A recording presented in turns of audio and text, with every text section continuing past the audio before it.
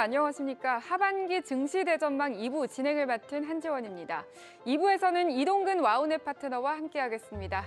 안녕하세요. 예, 반갑습니다. 네, 지금 2부에서 함께하고 계신 이동근 파트너를 비롯해서 송관종 파트너의 온라인 무료 특강이 예정되어 있습니다. 각각 10시와 11시에 예정되어 있으니까요. 시청자 여러분의 많은 참여와 관심 부탁드리겠습니다.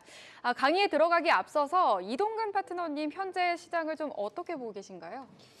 예, 뭐 지금 시장 자체가 뭐 그렇게 뭐 쉽지는 않죠. 제가 방송 시간대마다 계속해서 7월 15일 정도가 이제 시장 변곡이다라고 이렇게 이제 말씀을 드렸었는데 그때부터 반등이 나오긴 했습니다만 상당히 좀 미흡하죠. 그래서 이제 7월 달에 나오는 반등은 제가 2,450 좀 많이 나오면 한 2,500 정도 이렇게 본다라고 말씀드리고 본격적으로 이제 여러 가지 이제 금리 결정이라든지 그다음에 이제 경기 지표라든지 이런 것들을 이제 보면서 시장은 움직일 것이고 그 움직이는 시점을 저는 한 11월 달 정도로 계속 말씀드렸습니다. 작년부터 계속해서 지수 보지 마시고 업종만 보셔야 됩니다. 이게 올해도 뭐 그 시각은 그대로 제가 유지를 하고 있습니다. 네, 알겠습니다. 좀 국내 시장이 좀 많이 안 좋다가 그래도 최근에 좀 반등이 조금씩은 나오고 있어요. 네, 이제 좀 나오고 있는 섹터 중에서도 굳이 꼽아보자면 반도체라든지 자동차 또 2차 전지주와 같은 대형주들이 있겠는데 좀 당분간 이 강세가 좀 지속될 수 있다고 보시는가요? 이제 뭐 시장 자체가 좋아지고 경기 자체가 이제 좋아져야 되는데 잠시 이제 제가 준비된 그 경기 수렴지표 순환 변동치를 조금 이제 그림을 좀 올려주시면 좋겠는데요. 아까 이제 제가 11월 달 정도 돼서 시장이 좀 안정이 될 것이다 이렇게 이제 말씀을 드렸는데 경기 수렴지수 순환 변동치를 보면 저게 2021년도 지금 6월 달에 고점을 찍고 꺾였거든요. 그러니까 2020년도 3월 달에 이제 코로나 터졌고 지금 쌍저점을 지금 그림을 보시면 이제 그리고 있을 겁니다. 저 저점이 언제냐면 2020년도 5월 달에 저점 찍고 21년도 6월 달에 고점을 찍고 지금까지 이제 빠지고 3개월 정도 지금 빠지고 있는 국면이거든요. 네. 통상적으로 이제 저게 빠지는 게 한 18개월, 19개월 정도 이렇게 빠집니다. 그거를 이제 계산을 해보면 한 11월 달 정도 되면은 이제 경기 수렴지수 순환 변동치 저점이 나온다 이렇게 보시면 됩니다. 이게 경기 수렴지수 순환 변동치라는 것은 뭐냐면은 경기 지수를 구성하고 있는 15개, 16개의 종합 지수라고 보시면 되거든요. 그게 이제 꺾이고 있다라는 거는 사실 이제 우리 대형주 아까 말씀드린 반도체라든지 2차 전지라든지 자동차라든지 뭐 자동차는 조금 이제 특별하게 제외해 놓고 본다 하더라도 나머지 전체적으로 이제 경기 지수가 꺾이는 시점에서는 큰 폭으로 반등 나오기는 조금 어렵거든요. 다소 이제 시간이 많이 필요하다 이렇게 말씀을 드리고요. 지금 이제 반도체 쪽부터 이제 하나씩 좀 제가 짚어서 좀 드리도록 그렇게 하겠습니다. 반도체 같은 경우에는 이제 하이닉스는 다음 주에 이제 실적 발표를 앞두고 있고요. 삼성전자 같은 경우는 14조 2천억 정도 영업이익을 발표를 했거든요. 근데 이제 중요한 거는 뭐 경기가 끊기고 이런 거는 뭐 지금 이제 글로벌 상황이니까 그건 어쩌 우리가 피해 나갈 수 없는 상황이거든요. 그런데 이제 반도체 같은 경우는 미중 간의 분쟁에 지금 가장 중심에 있어요. 특히 이제 바이든 대통령이 인도 태평양 경제 공동체를 구성을 하고 그 다음에 이제 또 한 게 치포 동맹이거든요. 그 치포 동맹에서 지금 일본, 대만 사실은 뭐 일본, 대만도 뭐 상당히 이제 중요하겠지만 가장 큰 그 쟁점은 이제 한국이죠. D램 쪽에 이제 절대 강자가 이제 대한민국이니까 이제 만약에 이제 우리가 치포 동맹에 참여를 한다라고 하면은 중국 입장에서 보면 여러 가지 이제 태클을 좀 걸 가능성이 높죠. 지금도 이제 우리 정부는 이제 8월 달까지 미국에 결정을 해줘야 되는 이런 내용들인데 그 결정은 아직까지 지금 그 관찰을 지금 좀 하고 있는 상황이고 지금 중국도 좀 달래야 되고 그다음에 좀 미국 같은 경우에는 어떻게 하든지 이걸 좀 설득을 좀 해야 되는데 이게 좀 쉽지는 않을 것 같아요.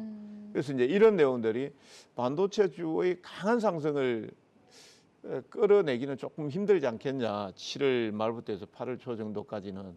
사실 이제 제가 이 치포 동맹에 대한 내용들이 나오지 않았을 때만 하더라도 7월 15일이 그냥 대바닥입니다. 지금부터 뭐 조금씩 왔다 갔다 하더라도 크게 뭐 흔들릴 필요 없이 그냥 그대로 가셔도 됩니다. 이렇게 이제 말씀을 드리려고 했었어요. 근데 이제 치포 동맹에 대한 내용들이 나오면서 상당히 어렵다. 거기에 들어가 있는 내용들을 보면은 물론 이제 미국 같은 경우에는 이제 직접 지원하고 세제 지원하고 이렇게 해서 뭐 국내 기업들 뭐 우리 삼성전자라든지 하이닉스라든지 참여하게 된다라고 하면은 전체 세제 지원이 한 31.5조, 그 다음에 직접적인 어떤 미국 정부의 지원이 한 70조 정도 좀 넘어서거든요. 예, 그걸 이제 투자를 함으로 인해서 받을 수 있지만 지금 우리가 이제 약간 이제 그 미국 쪽에 허가를 득해야 되는 부분들이 있습니다. 예를 들어 D램 같은 경우는 중요 품목에 대해서 미국 상무장관의 어떤 그 제재상을 받는다라든지, 그 다음에 비메모리 반도체 같은 경우는 28나노 이하권으로 하는 거에 대해서는 이제 설비 투자를 못 한다. 그 다음에 비메모리 메모리 쪽에 공장에 신증서를 못 한다. 이런 내용들이 지금 그 조건에 있거든요. 받는 대신에. 예, 그러면은 상당히 좀 난처한 부분들이 있습니다. 그래서 반도체 같은 경우에는 저는 지금 하이닉스나 삼성전자라든지 이런 내용들 실적을 가지고 본다라고 하면 거의 저점권에 왔다. 사이클상으로 본다라고 하면 D램이 지금 DDR4 8기가가 지금 3불이 약간 깨졌거든요. 이 3불이 깨진 상태이기 때문에 거의 저점권에 와 있다라고 보는데 8월 달을 잘 넘겨야 되겠다라는 생각이고요. 네. 그 다음에 이제 자동차 부분에 대해서 이제 말씀을 드려본다라고 하면 저는 자동차나 자동차 부품주에 대해서 상당히 좀 좋게 보고 있습니다. 좋게 보고 있는데 이제 우리 자동차 부품주를 보유하신 분들 같은 경우는 파셔야 되는 시점이 있어요.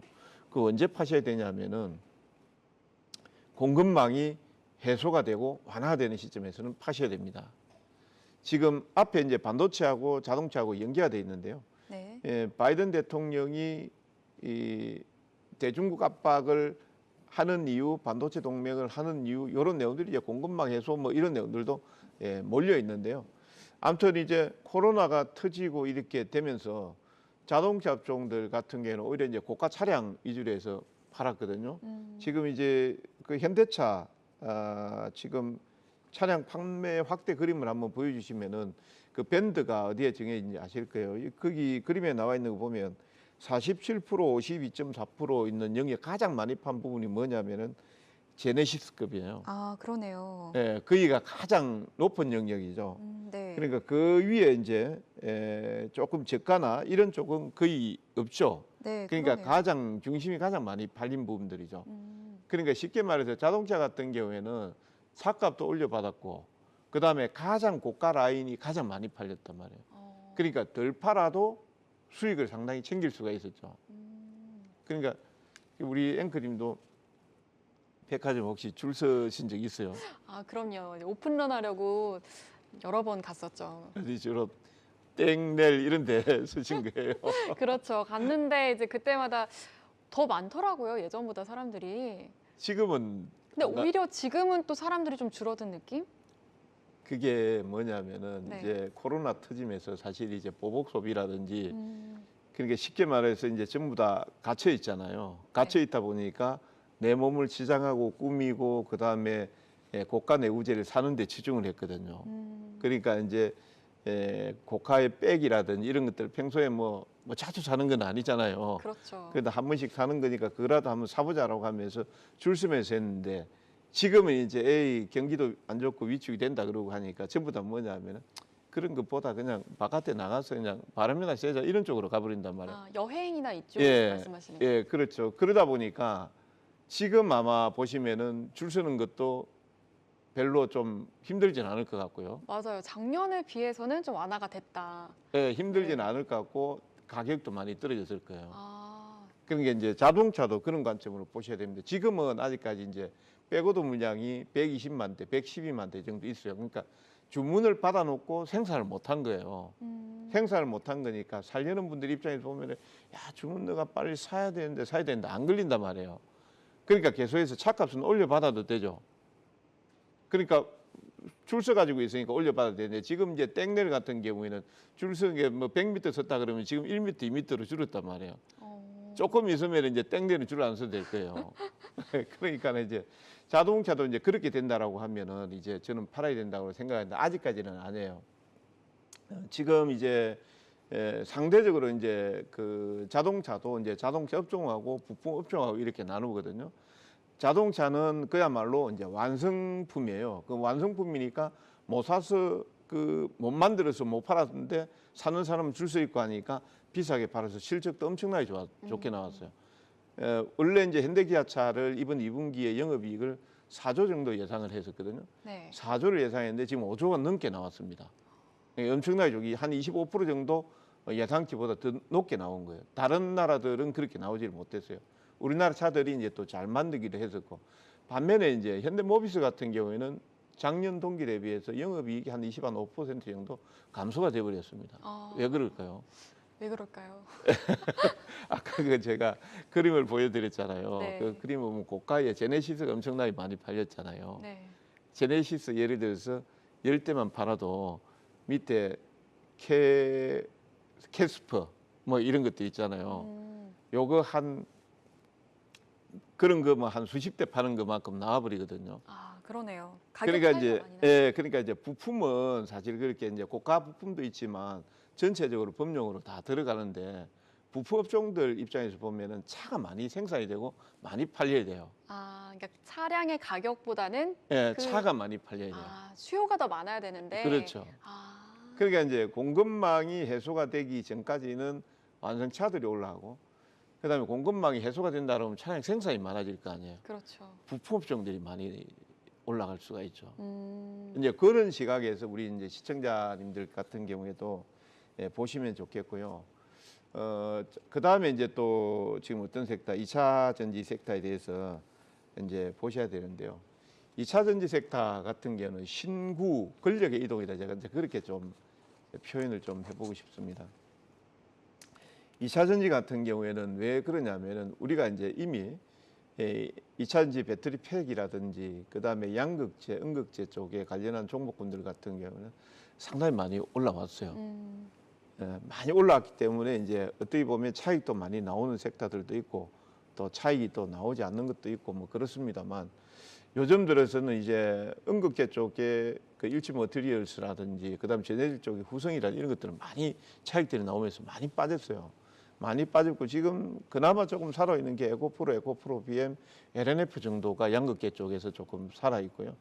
배터리 팩 쪽은 지금 앞에도 말씀드렸다시피 국내 차가 엄청 잘 나갔어요. 네. 아이오닉 5하고 EV6 기아 쪽에 요게 이제 주력 차종을 해서 자, 국내도 많이 1등으로 팔렸지만 유럽 시장에서도 거의 석권을 냈거든요. 꽤 많이 팔렸는데 중요한 거는 우리 차만 많이 팔린 거예요. 우리 자동차. 근데 이제 지금 테슬라 같은 경우에는 중국 상해 공장이 코로나 때문에 거의 셧다운 들어가 버렸거든요. 그러니까 거기에서 판매고가 별로 나오질 않은 거예요. 그러니까 이제 2차 전지 배터리 팩이라든지 이런 쪽은 이제 다음 주에 이제 LG 에너지 솔루션 확정 실적이 나오거든요. 그 실적을 좀 봐야 될 것 같다라는 생각이고요. 그다음에 이제 양극재나 음극재 같은 경우에는 저평가는 돼 있습니다. 그리고 2025년, 2030년 정도 되면은 전기차하고 내연기관하고 거의 5대5 비중이기 때문에 성장성은 상당히 있어요. 근데 이제 사람들 입장에서 보면 몇 년 동안 계속해서 올라왔던 섹터들이고 주가가 반영이 돼 있으니까 이제 그거를 조금 좀 뒤로 빼자라는 생각인데 다만 이제 이번에 다음 주에 이제 그 이산지 섹터 쪽에서 나오는 게 이제 신구 권력의 이동이다 이렇게 제가 좀 표현을 이게 맞는지는 모르겠습니다만 상장되는 쪽 이산지 상장되는 쪽에 공모자금 20조 정도 들어갔어요. 20조 정도 들어가는데 어떤 기업이냐면은 성일 하이텍, 네. 예, 세비캠, 저도 잘 모르는 회사예요. 성일 하이텍, 이게 신규 종목이니까 저도 뭐 당연히 뭐 모를 수밖에 없는데 그게 어떤 회사들이냐면은 폐배터리 재활용, 그다음에 배터리 재활용 이런 쪽이에요. 맞아요. 요새는 그냥 2차 전지 업체 이런 게 아니라 또 폐배터리 쪽이 조금 수단매가 있더라고요. 그러니까 이제 또 가만 생각을 해보면은 네. 우리가 이제 생각을 하면서 이제 투자를 하셔야 되겠죠. 예를 들어서 아까 이제 제가 자동차 업종들을 보면서 공급망 훼손되면 완성차는 파셔야 됩니다. 그다음에 이제 차량 생산이 많이 되면 부품 업종들을 보셔야 됩니다. 했죠. 그럼 이제 전기차 같은 경우에도 이제 전기차는 앞으로 계속해서 성장해 나가잖아요. 그럼 이제 배터리 이 사용 연한이 있거든요. 네. 이게 뭐 5년 쓸 거냐, 10년 쓸 거냐. 벌써 전기차들이 나와가지고 니로라든지 이제 저가 차량 같은 경우는 뭐 5년, 10년 다 돼가는 것들이 있거든요. 그럼 그 배터리를 갖다 어떻게 처리를 할 거예요? 그러니까 이제 이런 업체들이 상장이 되면서 이제 시장에서 주목을 받는 겁니다. 그러니까 이제 전기차의 초기 국면에서는 배터리 재활용에 대한 내용들이 아직까지 적어도 5년, 10년 뒤의 일이잖아요. 네. 그러니까 이제 이 주목을 못 받는데 이제 상장을 하고 나서 이제 배터리 전기차가 출시가 되고 난 뒤 5년, 10년째 정도 되니까 이제 야, 이거 이제 폐배터리 처리 문제가 상당히 나온다. 이제 폐배터리 처리를 보통 보면 5년, 10년 정도 쓰더라도 배터리 충전율이 한 60% 정도 넘어가는데 전기차 쪽에서는 60% 정도가 넘어가면은 초반 토크라든지 이런 것들이 나오질 않아요. 그게 쓸 수가 없어요, 사실은. 그러니까 이제 그런 것들이 어느 쪽으로 들어가냐면 ESS, 이렇게 에너지 저장 장치라든지 이런 쪽으로 들어가면서 재활용이 되거든요. 그거 끝나고 나면 이제 쓸 데가 없는 거예요. 쓸 데가 없는 이제 그런 것들 같은 경우는 이제 다시 분해를 해서 재활용 시장에 들어가야 되는데, 그래서 2040년 정도 되면은 여기 한 70조 정도 시장이 된다. 그러니까 이거는 이제 대기업들보다 이제 중소기업들이 적극적으로 해야 되는 부분들이죠. 그런데 앞으로 이제 투자 포인트는 이제 이런 쪽에 이제 포커스를 조금 맞춰봐야 되겠고, 국내 쪽에서도 이제 배터리 재활용 업체라든지 뭐 영화테크라고 뭐 이런 기업들하고 몇 개 있긴 있습니다. 이제 그런 기업들이 이제 관심을 가지시고 조금 이차전지 쪽은 좀 보는 게 좋지 않을까. 주목해보고 계신 기업 혹시 한두 개만 찝어주실 수 있을까요? 전기차 쪽이요. 이제 지금 제가 반도체나 자동차, 2차 전지를 말씀을 해주셨는데 그 중에서 그래도 제일 유망하게 보는 섹터, 그리고 그 중에서도 제일 좀 눈여겨보고 계시는 기업 있다면 어떤 게 있을까요? 그래서 이제 뭐 아까 반도체 쪽은 뭐 여전히 이제 뭐 사실 국내 반도체 쪽은 삼성전자, 하이닉스밖에 없으니까 그둘 중에 아무거나 찍으셔도 될 것 같고 네. 자동차 같은 경우에는 아까 이제 제가 말씀드렸다시피 뭐 좀 보시려고 하면 이제 부품 업종들이 조금 좋을 것 같기도 해요. 그래서 뭐 모비스, 현대 모비스라든지 그다음에 만도라든지 뭐 이런 것들도 보셔도 될 것 같고요.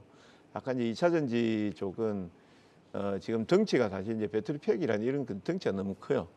너무 크니까 그런 것들보다는 아까 이제 2차 전지 재활용 쪽이라든지 폐배터리 재활용이라든지 이런 쪽에 이제 포커스를 조금 맞춰서 보는 게 좋지 않을까라는 생각도. 그리고 이제 이번에 또 새로 상장하는 기업이 뭐 성일하이텍이나 세비캠 같은 좀 작은 종목들이 있잖아요. 이런 기업들도 괜찮게 보고 계신 건가요? 그런 것들은 사실 이제 우리가 투자하기 좀 힘들어요. 그거는 왜 그러냐면 제가 이제 말씀드렸다시피 이런 것들을 보면서 이제 시장 트렌드를 좀 읽어가는 측면이다. 그러니까 뭐 예를 들어서 야, 배터리 쪽에 그 상장이 막 되잖아요. 네. 그러면은 뭐 야, 이쪽이 살아있구나 이렇게 보는데 이게 나오는 게 아니고 이제 폐배터리 이런 쪽이 등장을 하잖아요. 그러니까 이제 우리의 시각이 저쪽으로 올라가는구나. 예를 들어 현대 오일뱅크 같은 경우에는 상장을 하려고 하다가 야, 이거 긴축 때문에 안 돼 하면서 상장을 뒤로 딜레이 시켜버리거든요. 그러니까 지금 시장이 안 맞다는 거예요. 근데 이거를 상장 주순하는 증권사나 상장을 밀어붙이는 회사 입장에서 보면 지금 우리가 나갈 차례다. 선수 출장이다. 이렇게 보고 있는 거예요. 그러니까 이제 거기는 이제 발행 시장에서 지금 유통 시장으로 넘어오는 단계거든요. 우리는 유통 시장이에요. 네. 유통 시장에서는 보는 거는 이제 발행해서 그런 쪽들이 공모 상장에 대해서 나오니까 유통 시장 쪽에서는 그럼 우리도 폐배터리 쪽이라든지 이런 쪽에 기업들을 관련해서 보는 게 맞겠구나. 요렇게 이제 연결고리를 지어가는 게 좋다라고 생각하고 있습니다. 네, 알겠습니다. 그리고 또 최근에 좀 시장에서 주목을 받고 있는 게 아무래도 코로나가 좀 요즘에 또 재유행이 되고 있는 상황이잖아요. 그러면서 이제 더블리 현상이 지속되고 있는데 이와 관련해서 좀 코로나 관련주 또 뭐 리오프닝주에 대한 뭐 의견을 주신다면 어떤 게 있을까요? 이게 참 그렇죠. 이게 코로나가 지금 또 이제 한 6만 명. 그때 최고로 많았을 때 그림 한번 보여주시면은요.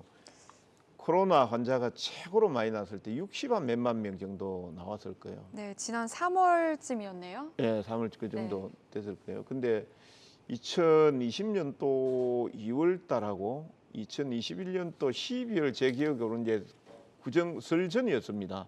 설 전에 대구에서 코로나 환자가 이제 발생되고 그때 이제 나오게 했을 때 엄청 무서웠거든요. 맞아요. 무섭고 2020년도 3월 12일, 19일 같은 경우는 거의 뭐 주가 지수가 1,500포인트를 깨고 밑으로 내려갈 정도로 해서 엄청나게 이제 겁이 났었고 그때는 뭐 하루하루 뭐 전국적으로 몇 명 나오는 게 거의 뭐 이슈가 되고 이렇게 됐었는데 글쎄요 지금은 뭐 그렇게 크게 신경을 쓰지는 않는 것 같다는 생각을 하고 있어요.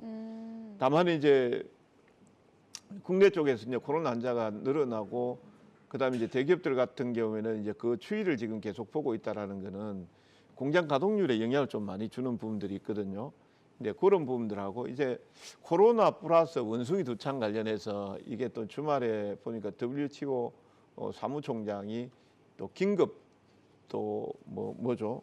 뭐라고 하더니만 제가 그 기억이 잘 나질 않습니다만 예, 그걸로 해서 그 팬데믹 이전의 단계 위험 경보를 내렸다라는 뉴스를 제가 봤습니다. 사실 이제 그 코로나 관련한 종목군들 보면은 뭐 시즌이라든지 그 다음에 국내 코로나 백신 만든다 했던 회사들 뭐 거의 다 실패를 했다고 보시면 돼요. 이게 주가 수준 입장에서 보면은 그 다음에 이제 또 먹는 치료제 쪽도 일동제약이라는 이런 것들도 유보를 해버렸잖아요. 그런 기업들도 그렇고 그 다음에 원숭이 두창 관련해서는 뭐 지금 HK 이노엔이라든지 예, 몇몇 기업들 이런 기업들이 나오고 있지만 사실 이 뉴스에 따라서 상당히 이제 등락을 좀 많이 보이는 섹터이기도 해요. 맞아요. 예, 그래서 저는 관련한 기업들에 대해서는 뭐 시장이 안 좋을 때는 우리가 이제 단기 트레이딩 관점에서 예, 보는 거는 저는 뭐 유효하다 이렇게 보고 있습니다. 예, 저도 뭐 간혹 가다가 지금 시장에서 별로 할 게 없어요. 수급 자체가 쏠릴 게 없으니까 뭐 이거라도 좀 보셔야 됩니다라고 이렇게 말씀은 드리지만 이게 코로나 관련주 내지는 또 원숭이 두창 관련주 이런 쪽에 중점적으로 투자를 거기에 하기에는 예, 조금 무리가 투자를 있다. 해서 만약에 보잖아요. 그거는 사실 빙산의 일각이거든요. 전체적으로 큰 부분을 놓쳐버릴 수도 있고 간혹가다 이제 투기적으로 트레이딩 나오는 시점에서 고점에서 잘못 잡으면 손실이 또 나올 수 있으니까 예, 그거는 적절하게 이제 손이 좀 빠른 분들은 저는 영역이다 이렇게 보고 있고 반면에 이제 이 내용들로 해서 또 뭐 예를 들어서 뭐 백화점이나 마트나 뭐 이런 쪽에 이제 영업 시간 제한이라든지 뭐 이런 것들이 나올 것인가 저는 그렇게 생각은 안 하거든요. 예, 그리고 이제 지금 뭐 거의 사실 이전 정부하고 지금하고 이게 또 정책 자체가 또 많이 다르지 않습니까? 예, 다르다 보니까 거리두기 제한에 대한 내용들은 계속해서 뭐 언급은 하겠지만 실질적으로 뭐 자영업의 영업 활동이라든지 이런 내용에 지장을 주는 내용들은 나오지 않을 것 같아요. 예, 그래서 리오프닝 관련주는 사실 요즘 뭐 그게 나와도 그렇고 안 나와도 그렇고 별로 영향을 안 받는데 실질적으로는 그냥 경기에 대한 내용들을 영향을 좀 받는다. 긴축에 대한 영향을 좀 많이 받는 것 같다라는 생각을 하고 있고요. 앞에도 말씀드렸지 이제 소비 스타일, 사이클 자체가 조금 변한 것 같아요. 리오프닝 관련주 쪽에서도 여행이라든지 이런 쪽은 상당히 이제 활발하게 좀 가는 것 같고요. 그렇죠. 반면에 이제 소비라든지 이런 것들 같은 경우에는 긴축이라는 이런 내용이 나오다 보니까 내가 한 뭐 이번 달에 한 50만 원 정도 써야지라고 하다가 아니야 지금 경기 좀 어렵다 그러니까 나한테 돈은 50만 원 있지만 25만 원만 쓸래 이런 것 같아요. 예, 그런 분위기고 그 대신 이제 그동안 이제 활발하게 활동을 못 하고 사회 활동이 제약을 받고 이러다 보니까 답답하거든요. 사실 이제 그렇죠. 저도 주말에 어디 갔다 오셨나요? 예, 모임을 갔다 왔는데 네. 거의 다 한 40명 정도 모였어요. 아, 옛날 같으면 40명 정도 같으면은 꿈도 못 꾸잖아요. 그렇죠. 이게 되지도 작년만 않는데 해도. 그것도 뭐 코로나 이번에 환자 많이 늘어났잖아요. 근데 별로 그게 없어요. 없었습니다. 없었고 그래서 이제 제가 봤을 때는 그냥 리오프닝 관련주들 같은 경우에는 아직까지 이제 경기를 좀 많이 탄다. 그래서 좀 보려면 여행이라든지 예, 이런 쪽에 당분간 계속해서 이제 여름철하고 가을까지는 계속 이제 그런 수요가 있지 않을까 예, 싶거든요. 그래서 이제 그런 쪽에 조금 초점 좀 맞춰서 보는 것이 좀 좋지 그럼 이제 않을까. 리오프닝 관련주 중에서는 이제 기존에 좀 올랐던 소비주들보다는 예. 여행 항공주 쪽에 좀 더 이제 초점을 맞추시는 여행 거죠? 항공주 쪽이 조금 이제 좀 좋죠. 근데 이제 기업 여행 항공주 쪽에 보면 기업 내용이 좀 별로인 기업들이 많아요. 사실 이제 장기간에 영업 활동이 진행되지 않다 보니까 적자 규모가 좀 커진 것들이 있거든요. 그래서 항공주를 보시려고 하면은 1등주 대한항공 수준 정도. 그 정도. 대한항공만 좋게 그 정도. 보시는. 이제 국제유가도 110불선 있다 지금 96불선, 95불선 아래로 떨어졌고 이제 점진적으로 이제 조금 인플레이션이 완화가 된다라고 하면 네. 좀 떨어질 가능성이 있기 때문에 그런 부분들 보시고 다만 이제 뭐 그거는 있죠. 왜 그러냐면 지금 뭐 부채 비율이 높은 상태에서 이제 원화가 약세를 보이니까 그런 부분은 조금 부담은 있지만 그때 유가가 떨어지면서 조금 상쇄해 줄 것 같다라는 생각을 하고 있고 그다음에 이제 여행주 쪽에서도 이제 재무조를 좀 잘 따져서 좀 하는 게 좋을 것 같습니다. 이제 제가 언급은 이렇게 하는데 사실 여행업종들은 그쪽으로 많이 가겠다라는 생각은 하지만 기업 내용이 별로 안 좋으니까 제가 별로 추천은 하지 않으시는. 하고 싶은 생각은 없습니다. 최근에 보면은 이제 해외 여행도 많이 가고 그러면서 이제 LCC 항공사들도 좀 국제선을 많이 증편을 하는 추세긴 하더라고요. 그런데도 불구하고 좀 LCC 항공사들보다는 대한항공이나 아시아나항공 쪽을 좀 더 추천을 해주시는. 아시아나도 아니고 대한항공. 대한항공만. 정말 확고하시네요. 네, 알겠습니다. 그러면은 이제 리오프닝주 중에서도 이제 기존에 올랐던 소비주보다는 항공주, 여행 항공주를 추천을 해주셨고 항공주 중에서도 이동근 파트너님께서는 이제 대한항공만 보고 계신다라는 의견까지 들어봤습니다. 그렇다면은 이제 하반기에서도 주목할 섹터와 종목을 좀 더 자세히 알아보도록 하겠습니다. 어떤 게 있을까요? 하반기에 좀 더 하반기에 이제 앞에 제가 말씀을 좀 많이 드리긴 했는데 네. 사실 하반기 업종이나 종목들 고르는 게 정말 많이 힘들어요. 왜 그러냐면 지금은 이제 유동성 장세 지나서 실적 장세, 금융 장세, 실적 장세 지났고 지금 이제 역금융, 역실적 이렇게 들어가는 흐름들이 그러니까 실적이 좋은 게 별로 앞으로 전망이나 이런 것들이 별로 안 나오거든요. 그러니까 이제 저는 마음적으로는 지금 삼성전자 하이닉스가 상당히 많이 떨어져 있으니까 그걸 그냥 계속 언급을 드리고 싶은데 앞에 말씀 치포 동맹이나 그다음에 경기라든지 이런 것들을 타니까 3분기 실적은 조금 둔화될 수 있다. 이제 거기서 제끼고 들어가다 보면은 나중에 이제 경기도 안 좋고 뭣도 안 좋고 하면은 전통적으로 교과서적으로 말씀드리면은 뭐냐면 PBR 낮은 저 PBR 관련주, 재무주 우량주 이걸 갖다가 얘기를 할 수밖에 없는데 그걸 얘기하면은 수익을 내는데 좀 답답하지 않을까 싶어요. 그래서 이제 앞에 제가 말씀드린 자동차 부품주, 그거를 이제 제가 여러분한테 말씀을 드려봅니다. 첫 번째는 자동차 부품주를 말씀드리고 싶은데 왜 자동차 부품주냐? 일단은 앞에 말씀드린 완성차의 백오더 물량, 그게 많습니다. 112만 대 정도가 됩니다. 그 물량들을 감안을 한다라고 하면 아직까지는 뭐 피크아웃이나 이런 내용들 좀 논하기는 힘들다라고 보시면 되겠고요.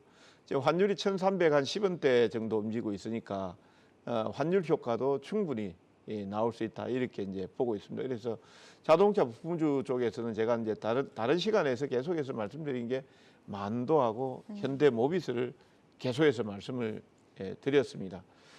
특히 이제 만도 같은 경우에는 자동차 서스펜션 현가장치하고 그다음에 이제 조향장치, 그다음에 제동장치, 요거하고 이제 첨단 편의장치를 만드는 회사 쪽인데, 뭐 저거는 이제 전기차든지 내연기관인지 다 들어가는 쪽이거든요. 통합으로 해서 부품이 들어가는 쪽이고 여기에 이제 첨단 편의장치, 센서라든지 이런 쪽이 이제 자율주행 레벨 2.5단계에서 뭐 올 연말 정도 되면 저는 3단계로 올라간다고 봅니다. 3단계 올라가고 궁극적으로는 5단계까지 여기에서 5단계까지 간다고 봤을 때. 만도의 첨단 편의장치 쪽이라든지 이런 쪽의 수요는 앞으로 많이 늘어날 것이다. 다만 이제 지금 직전 고점인데 제가 지금 HTS가 차트를 펴지를 못하니까 제가 하지를 못하겠는데 직전 고점대까지 가 있으니까 조금 눌림이 나왔을 때 만도는 좀 보시면 좋겠다라는 생각이고 그다음에 이제 현대모비스 같은 경우에는 사실 현대차 그룹의 맏형격인데 거의 뭐 기아가 지금 맏형 노릇하고 있고요. 지금 현대차가 그다음 두 번째. 예. 시가총액은 지금 현대차가 한 30한 9조 정도 될 것이고, 예, 거기에 기아가 한 33조 정도 되는데 현대모비스는 거기에 훨씬 미치질 못합니다. 예, 그래서 이제 현대는 현대모비스가 지금 약간 이제 약한 모습을 보이고 있지만 현대모비스도 또 이제 좀 중기적인 관점에서 보시는 분들은 저는 괜찮겠다라는 생각을 하고 있고요. 예, 그 다음에 이제 좀 보셔야 될 부분들이 방산 쪽입니다. 예, 지금 이게 이제 그 음식이라든지 그 다음에 엔터테인먼트라든지 이런 쪽에 뭐 상당히 이제 우리 대한민국의 어떤 상품이 거의 일등화되고 있잖아요. 지금 방산 쪽에서도 K방산 이렇게 뭐 나오고 있습니다. 지금 아마 다음 주에 이제 MOU 공식적인 어떤 MOU 체결이 나오지 않을까 싶은데요. 약 17조 원 정도 규모가 되거든요. 그게 현대 로템하고 한국항공우주가 되겠습니다. 지금 폴란드 같은 경우에는 지금 이거 우크라이나 러시아 전쟁이 터지면서 지금 그 나토 쪽에 포함이 돼 있지만 러시아 쪽이 전쟁을 발발시키는 걸 보면 상당히 이제 어떻게 보면 공포감을 좀 많이 느끼죠. 그렇죠. 예, 그러다 보니까 이제 국방력을 강화할 필요가 있을 것이고 여기에 이제 국내 기업들이 국내 방산 쪽에서 가장 우수한 무기가 있습니다. 예, 전차하고 자주포예요. 그게 이제 K2 전차하고 그 다음에 K9 자주포가 거의 글로벌에서 1등, 2등이라고 보시면 됩니다. 그러니까 가격 대비 성능도 엄청나게 우수하고, 예, 그러다 보니까 폴란드에서 아마 지금 대량 구매를 할 것으로 알려지고 있습니다. K2 전차하고 그 다음에 K9 자주포하고 그 다음에 이제 한국항공우주 같은 경우에는 KF-21 보라매 사업에서 지금 성공기로 나와서 그거를 보고 있지만 실질적으로는 T-50, TA-50 요게 이제 훈련기하고 경공격기가 되겠습니다. 요게 한 450억 정도 하는 그거든 기체 한 개당. 그리고 이제 실질적으로 1,000억대 넘어가는 기체를 사기는 지금 좀 부담스럽고 그러면은 약간 이제 그거보다 가격이 싸면서 우수한 그러니까 지금 현재 국내에서 운영되고 있는 뭐 F5보다는 낫고 F16보다는 예, 성능이 약간 떨어질 수도 있지만 거기에 준한다라고 보시면 됩니다. 거기에 이제 A사 레이더라든지 이런 것들을 탑재하게 되면은 구형 F16보다는 성능이 뛰어난 걸로 알려지고 있거든요. 이제 그런 쪽을 폴란드가 대량 구매를 한다라는 내용들이니까 아마 이제 방산 쪽에 지금 이제 우리가 또 관심을 또 가져볼 필요 있다 이렇게 보고 있고요. 네. 예, 그 중에서 이제 현대 로템 같은 경우에는 이제 K2 전차 쪽입니다. 현대자동차가 한 33% 지분을 갖고 있는 회사이기도 합니다만 현대 로템 그 다음에 한국항공우주 이런 쪽에 이제 관심을 가지시면 되겠고요. 예, 그 다음에 이제 마지막으로 이제 제가 말씀드릴 거는 또 방산 대비해서 또 이제 그 전쟁 복구 전쟁 전 한 10월 달 정도 되면 좀 끝난다고 보고 끝난다고 하면 제가 전쟁을 끝내는 사람도 아닌데 끝나지 않을까라고 생각하거든요. 그래서 이제 전쟁 복구 관련해서 발전기, 배납기, 그다음에 건설기계, 현대일렉트릭, 현대건설기계 이런 쪽에 대해서 계속 좀 관심을 가지시면 좋겠습니다. 네, 알겠습니다. 네, 이동근 대표님께서 꼽아주신 하반기 주목할 섹터로는 자동차 부품주, 그리고 방산주, 또 재건 관련주에 주목을 해보자라고 하셨는데 자동차 부품주 중에서는 현대모비스랑 만도에 관심을 주셨고요. 방산주 중에서는 현대로템, 한국항공우주를 꼽아주셨습니다. 또 마지막으로 재건 관련주 중에서는 현대일렉트릭과 현대건설기계에 관심을 주셨네요. 현대 종목들이 굉장히 많아요. 네, 이렇게 주요 증시 이슈들과 하반기 주목해 볼 만한 섹터와 종목까지 알아봤습니다. 이어서 이동근 파트너의 조정을 기회로 활용이란 주제로 특강을 해보도록 하겠습니다. 특강이 이어집니다. 예, 여러분들 간단하게 시장하고 다음 주 이슈 이런 내용들 좀 짚어보도록 하겠습니다. 제목은 제가 하반기 정시대 전망에서 조정을 기회로 활용하자. 예, 이렇게 이제 제가 한번 달아봤습니다. 일단 주요 일정을 한번 점검을 한번 해보고요. 그다음에 미국 지금 이제 실적 시즌이죠. 다음 주에 주요 기업들 실적이 나오면서 어떻게 보고 있는지 제 시각을 말씀드리고 FOMC 금리 그다음에 다음 주에 이제 금리 발표가 있거든요. 주요 지표들 점검해보고 지수 그리고 업종 및 종목 투자 전략 여기에 대해서 말씀을 한번 드리도록 하겠습니다. 자, 다음 주에는 주요 일정 25일 날 월요일입니다. 미중 화상 정상회담이 있습니다. 여기 이제 바이든 대통령은 3일 전에 나온 내용들을 보면 이번 화상 정상회담을 기대를 하고 있다. 거기에서 어떤 내용들이 나올 것인가. 이제 사실 이제 미국 입장에서 보면은 이번 러시아 우크라이나 전쟁에서 중국의 역할을 좀 기대하고 있을 것 같고요. 그다음에 중국 입장에서 보면은 다른 거 아무 관심도 없고 그다음 대만 문제에 미국 끼어들지 마세요 이렇게 하고 있을 것 같고. 다만 이제 우리가 바라는 것은 미중 간의 어떤 그 정상회담에 있어서 관세 문제라든지 이런 내용들이 좀 해결이 되면서 전체적으로 인플레이션에 대한 부분들 이런 내용들이 좀 해소됐으면 좋겠다라는 생각을 하고 있을 것이고 이런 내용들이 이제 25일 날 전개가 되어 있고요. 26일에서 27일은 FOMC 회의가 있습니다. 이제 우리가 FOMC에 대한 금리에 대한 내용들을 받아들이는 때는 28일 새벽 3시가 되겠습니다. 지금 시장에서는 75%를 예상을 하고 있는데 0.75냐 1이냐 뭐 이렇게 상당히 이제 의견들이 갑론을박을 하고 있는 부분들인데 이 부분도 제가 말씀드려보고 그다음 앞에는 29일이라는 개인 말고 이제 PC 지수 발표 요거는 이제 금리 발표를 하고 나서 이제 나오는 이제 내용들인데 이걸 보면서 여러분들이 CPI나 PPI나 이런 내용들이 나왔을 때 개인 PC 지수를 보면서 이제 이거를 제일 먼저 나오는 거니까 확인하는 내용들이 되겠습니다. 자, 그러면 실적 전망에 대해서 보면은요. 중상 이상이다라고 저는 이제 말씀드리고 싶어요. 미국 같은 경우는 일단 이제 가장 주요 기업들이 테슬라가 순이익이 2.27불이 나왔죠. 요게 나오면서 이제 전망치는 충족을 해주고 있다라고 보시면 되겠습니다.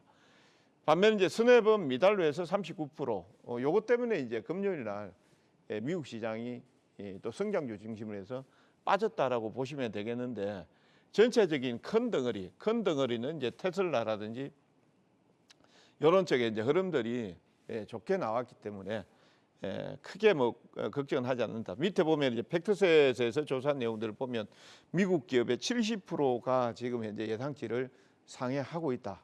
이렇게 이제 나오고 있으니까 실적은 중상 이상이다 아직까지. 그다음에 이제 국내 기업들도 마찬가지예요. 주요 기업들 시총상위 삼성전자 지금 14조 1,200억 정도 나왔는데 저는 거의 충족했다고 말씀드리고 싶어요. 이렇게 좋지 않은 환경에서 삼성전자 상당히 크게 했다. 현대기아차 지금 두 개 합쳐서 5조 원대 넘어갔으니까 거의 충족을 했다라고 보시면 되겠고요. 주요 이제 시가총액 10위권 안에 들어가는 기업들이 이제 다음 주 되면 확정 실적하고 다 나오게 될 건데 거의 중상 이상이다 이렇게 보시면 되겠습니다.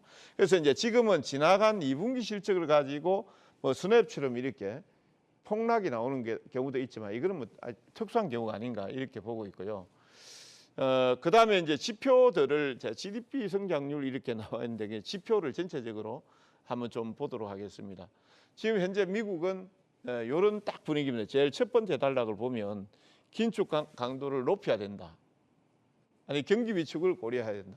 요 두 개를 가지고 지금 다투고 있다 이렇게 보시면 되겠습니다. 근데 이제 저는 제가 여러분들한테 뭐 단정적으로 말씀드리긴 좀 그렇습니다만 경기 위축을 고려할 것이다라고 생각합니다. 왜 그러냐면 심정적으로 바깥으로 표현되는 거는 긴축 강도를 계속해서 높여가지고 뛰는 물가를 잡겠다라고 이렇게 얘기를 하지만 실질적으로 속내는 경기 위축을 지금 정책 당국자들은 고려하고 있다라는 이런 내용들이 나오고 있습니다.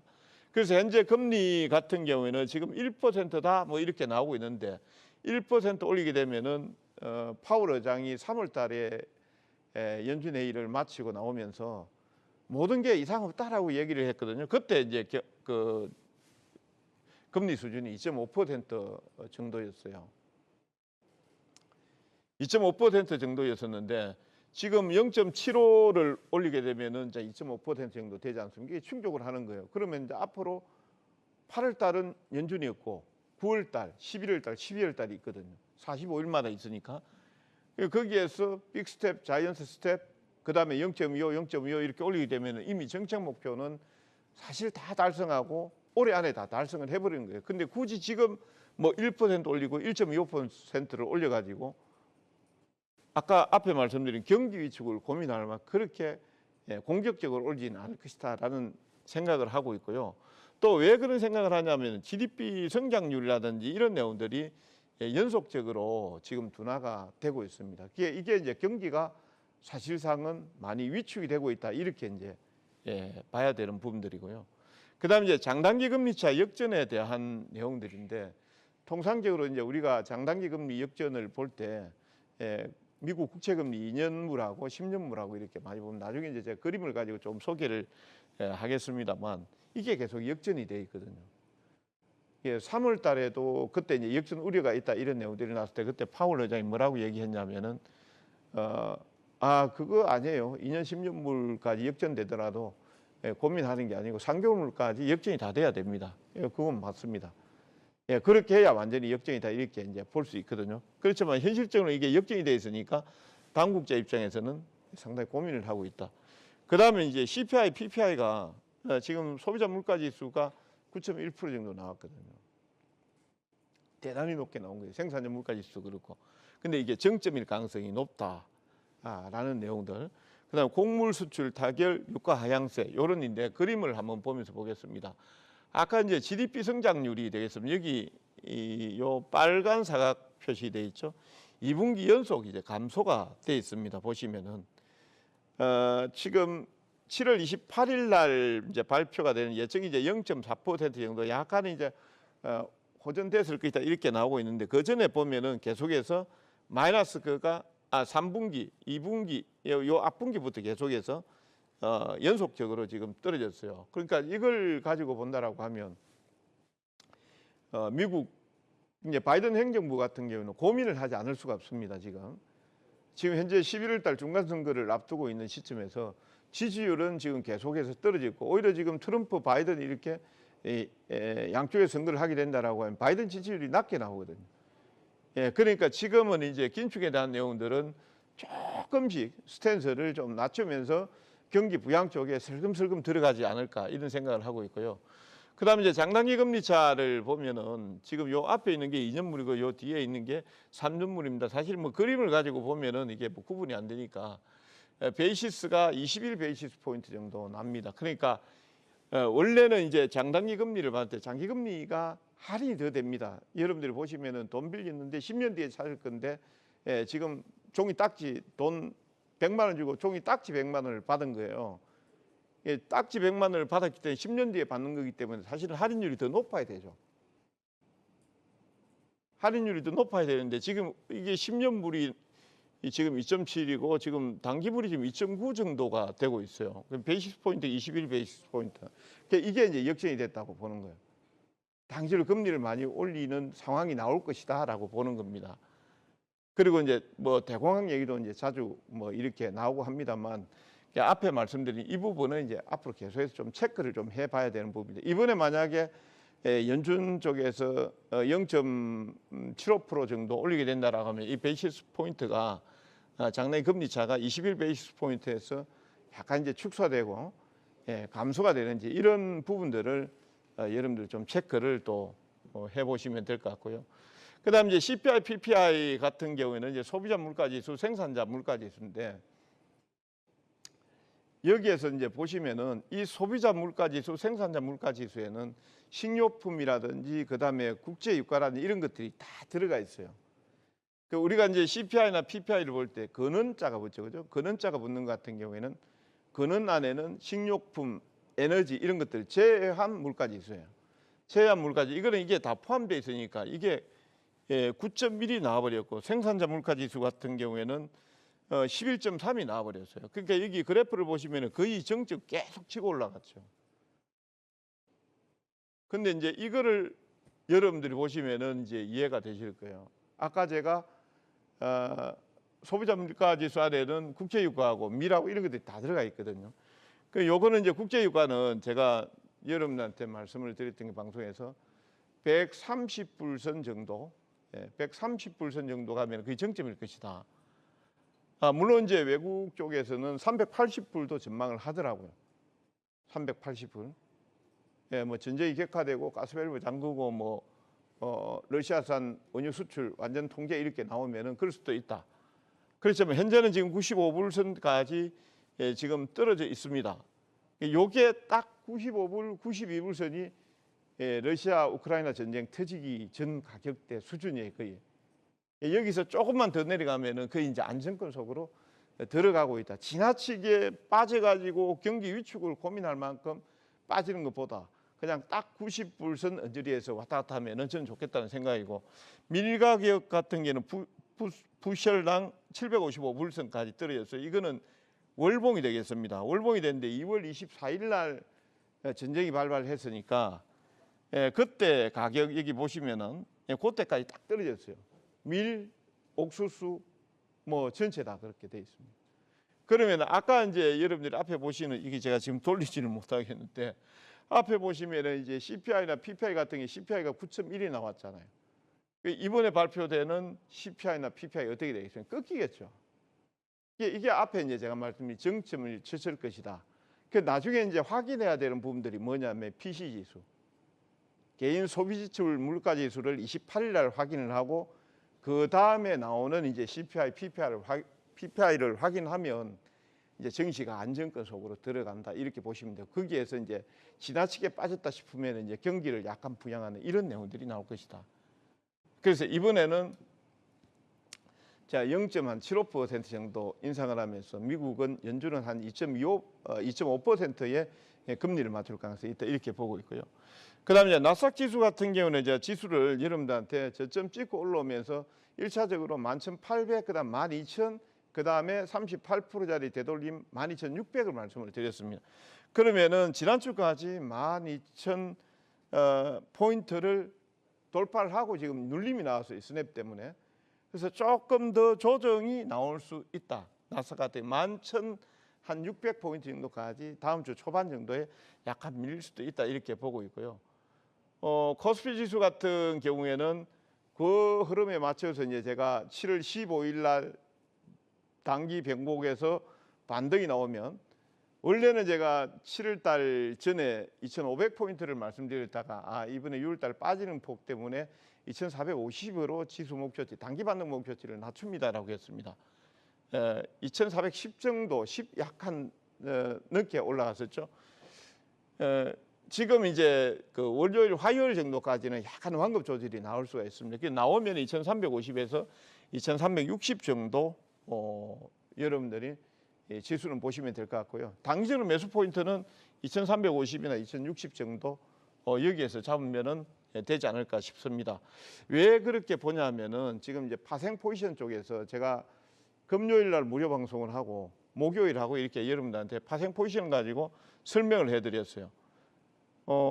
외국인들이 목요일 날 어떻게 2,420 포인트 이하권으로 보고 있다가 이제 금요일 날 포지션을 약간 2,447까지 확장은 해놨습니다. 확장은 해놨는데 지금 여기 연두색 라인이 개인 투자자고요. 요 중간에 있는 빨간 게 외국인 투자자고 요게 기관 투자자예요. 기관 투자자는 지금 여기 중심이 317포인트 정도 되는데 세로선 여기 딱 나와 있죠. 요 이하권으로 떨어져야 기관은 수익이 나는 거예요.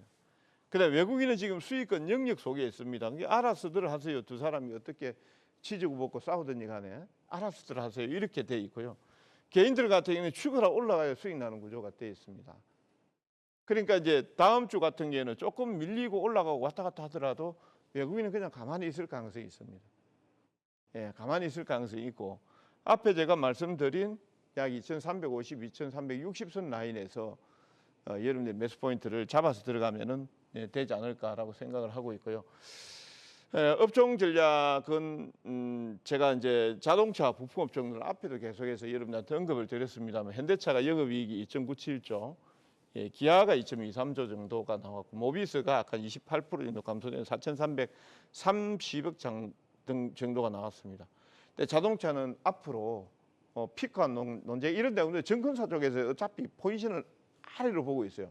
아래를 보고 있기 때문에 국내 증권사 쪽이나 이런 쪽에서 나오는 거는 좋아라 얘기하면서 한쪽으로는 까는 것들이 많이 나오고요. 그러면서 피크아웃이다, 피크아웃이다 이런 내용들이 나오는데 제가 봤을 때 아직까지 멀었습니다. 뭐 차를 차를 주문을 했는데 받아야 피크가 오시나요? 차를 주문하고 받지를 못하는데요. 그래서 이제 제가 봤을 때는 환율, 그다음에 제품 믹스, 아까 제품 믹스는 아까 제가 설명드렸다시피 적절하게 팔리는 차를 파는 거예요. 그 지역에. 유럽 같은 경우는 소득이 조금 더 높습니다. 그 지역 같은 경우는. 거기는 어떤 걸 들어가냐면은 주로 이제 소렌토라든지 그다음에 EV6, 아이오닉 5 이렇게 약간 고가 쪽 위주로 들어가고, 미국 같은 경우는 제네시스 라인이 들어갑니다. 들어가고 동남아라든지 이런 쪽 같은 경우는 약간 중저가 차량들이죠. 이런 것들이 들어가요. 이 제품 믹스를 적절하게 지금 현대기아차가 하고 있는 거고, 그다음에 이제 고가 차량 판매, 그다음에 전동화 전환, 그다음에 여기 하나 또 빠졌네요. 인센티브. 지금 그 국내 차들이 유럽이라든지 자동차, 미국이라든지 이런 쪽에 자동차 전문지의 평가를 거의 1등을 휩쓸고 있습니다. 수상을. 그러니까 자동차 딜러들한테 주는 판촉비가 상당히 많이 감소가 돼 버렸어요. 예, 그래서 이제 이런 내용들하고 설비 투자 이런 것들을 계속해서 정수를 할 수밖에 없는 이유가 자동차 쪽에 있습니다. 그래서 만두라든지 현대모비스라든지 기아라든지 이런 쪽으로 이제 여러분들이 좀 초점을 좀 맞춰서 보시면은 되지 않을까 이런 생각을 하고 있고요. 이제 여기가 끝이네요. 좀 더 이제 자세한 얘기는 제가 이제 무료 방송에서 여러분들하고 또 같이 하도록 하겠고요. 제가 뭐 시간 조절을 적절하게 했는지 모르겠습니다. 아무튼 앞에 말씀드린 내용들을 참고하고, 그 다음에 뒤에 업종 전략은 뭐 자동차하고 그대로 이어지는 거니까 이런 쪽. 그리고 이제 우리가 이제 하반기 업종 고르기가 상당히 힘들다 이렇게 하지 않습니까? 만약에 오히려 힘들다라고 생각하면은 반대로 잘 선택하면 그쪽에 수익이 많이 난다라고 보시면 되겠습니다. 오히려 이제 너무 부정적으로 보지 마시고, 시장 한 7월 달 저는 바닥은 나왔다고 보는데 조금만 더 이번 이제 그 연준 금리 결정이라든지 그 다음에 이제 아까 말씀드린 치포 동맹 요 부분들만 저는 잘 풀리면은 대한민국 정시는 바닥 나왔다 이렇게 보고 있거든요. 조금만 더 인내하시면서 시장 보시기 바랍니다. 좀 더 자세한 얘기는 제가 무료 방송에서 여러분들 뵙도록 하겠습니다. 여기까지 하겠습니다. 감사합니다. 네, 지금까지 이동근 와운의 파트너였습니다.